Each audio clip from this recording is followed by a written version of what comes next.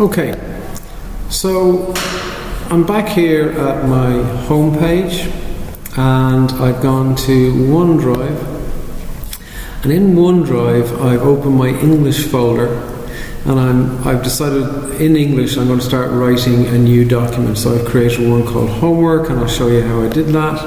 I went new, Word document, okay, and it creates a brand new Word document for me. And as I type into this, it's saved as I go, okay? So let's go back to that document we had a second ago, homework, okay? So this is what I've typed in already, okay? And we notice up here, here's my name, and it's stored in my English folder of OneDrive. So this is what I've typed in. Now, first of all, when I look at what I've typed in, I look at maybe are there any mistakes, anything to be fixed. So we see something here underlined in red, that's possibly a spelling mistake. So maybe stock take, there should be a space between stock and take. So I'll just put a space in there, see does that help? Yes, it seems to have fixed that.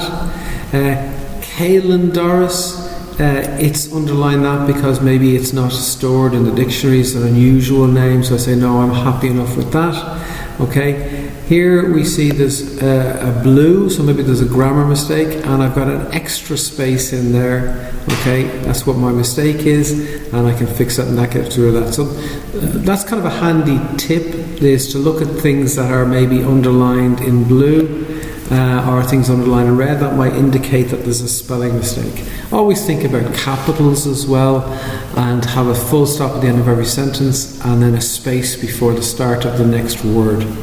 So what else can I do to manipulate my text? So I'll have, let's say here, I might decide I want to change the script. So I clicked at the beginning, okay, and I held down the shift key, okay, and I clicked at the end, okay, or I can click and drag the whole way through. So if I click and hold, one second, so I click here and I go, I'm holding down the mouse key or the pad on my mouse as I go up, and I've highlighted a whole lot of it. So maybe I might decide I want to change the style of writing.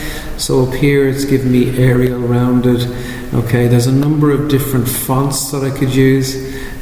So maybe I'll use Calibri, but there's lots of different fonts that we could use. I could change maybe the size of my writing. So we have lots of different ones here. Let's say I'll put in Algerian. It makes it a little bit different. Maybe I might decide I want to put a heading on it, so I'm just going to skip 2 lines and I'm just going to call it Irish Team News. I might decide, well, let's put this in the center of the page, okay, or I might decide that I want to, let's say, I might change it and change the color of it. So I've highlighted it and I'm putting it into, let's say, making it red, okay. So as soon as I've done that, as I type, it's saved. So because I started the document in my OneDrive, and it saves automatically in my OneDrive.